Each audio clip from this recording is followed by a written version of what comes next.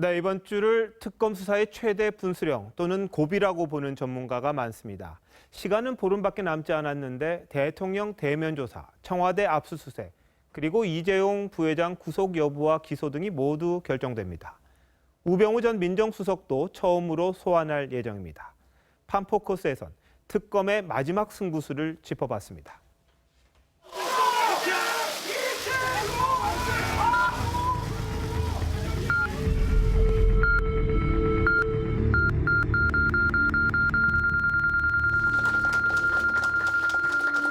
최순실의 삼성에 대한 제3자 뇌물 공여와 국민연금의 배임에 대한 증거를 확보하기 위하여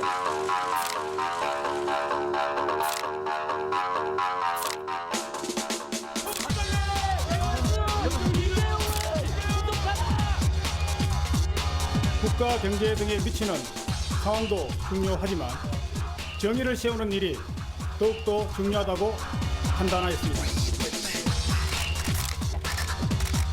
영장 기각 사유를 면밀히 검토한 이후에 향후 처리 방향을 결정할 예정입니다.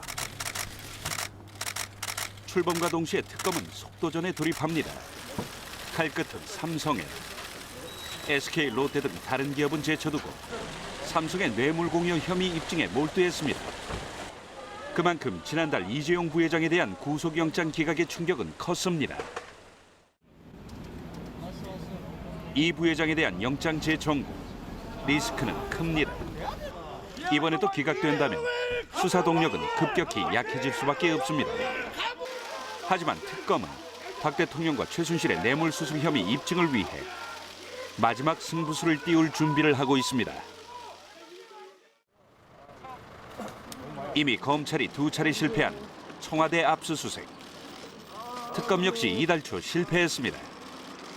특검은 압수수색을 거부하는 청와대를 상대로 행정소송을 냈고 그 결과가 이르면 이번 주 나옵니다. 행정법원이 청와대의 압수수색을 허가한다면 특검팀은 바로 압수수색 영장을 집행할 수 있습니다. 소송이 기각된다면 압수수색을 포기할지 이미 제출 형식으로 청와대가 주는 자료라도 받아와야 할지 선택해야 합니다. 박 대통령 대면 조사의 향배도 이번 주 결정됩니다. 지난 9일로 예정됐던 대면 조사는 청와대가 일정 유출을 문제 삼으며 무산됐습니다. 남은 일정을 감안할 때 대통령 대면 조사는 이번 주가 사실상 마지노선입니다. 대통령 대면 조사가 필요하다는 기본 원칙은 변함이 없기 때문에 어떤 형태로든 간에 무작정 기다릴 수는 없는 상황이고요. 우병우 전 민정수석에 대한 넉 달여간의 검찰 수사는 별 소득 없이 끝났습니다. 우 전 수석이 후배 검사들에게 여유만만하게 조사받는 모습이 카메라에 포착되면서 황제 조사 논란만 일으켰습니다.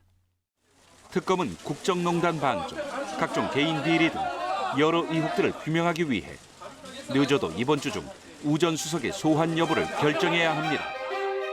오는 28일까지인 수사기한이 연장되지 않는다면 이번 주 4개의 마지막 승부수가 특검 수사의 성패를 좌우할 전망입니다.